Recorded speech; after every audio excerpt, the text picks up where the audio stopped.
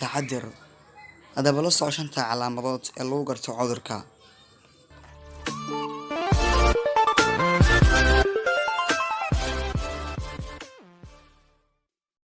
Shan calaamadood oo lagu garto cudurka la yiraahdo coronavirus. Coronavirus waa cudurrada ugu yaabka badnaa ee soo mara dunidan. Waa cudur qofka ku dhaca uu ku sababi karo geeri. Haddaba muuqaalkan waxaan kula wadaagi doonaa shan calaamadood oo ugu waaweyn ee lagu garta cudurka dilaaga ah ee coronavirus. Haddaba calaamada koowaad ee ugu horeysa waxay tahay calaamada koowaad madax xanuun oo zaa'id ah.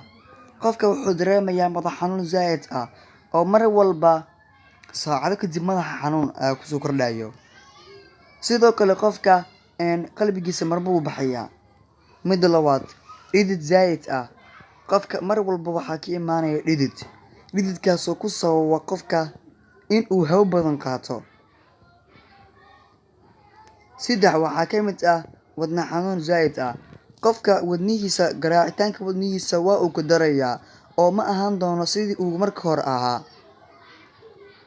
Afar qandho xanuun oo la socdo xanuun. Qandho xanuun badan oo la socota xanuun. Qofka habeenkii xitaa ma seexan karo wuxuu dareemayaa qandho aad u xanuun badan waana midaas. Midda ugu dambeysa waxay tahay qofka jirkiisa oo zaa'id u gaduud. Haddii uu ahaa qof cadaan ah wuu gaduudanayaa. Haddii uu ahaa qof madow sidoo kale wuxuu noqonayaa maariin oo zaa'id ah. Shantan waa shanta calaamad ee lagu yaqaano cudurka coronavirus. Haddaba qof kasta naga mid ah waa inuu sameeyaa taxadir aad iyo aad u weyn. Waad ku mahadsantahay daawashada. Saacado kadib waxaan kugu soo kordhin doonaa sida looga hortago cudurkan. Fadlan subscribe, share, like inoogu xiji.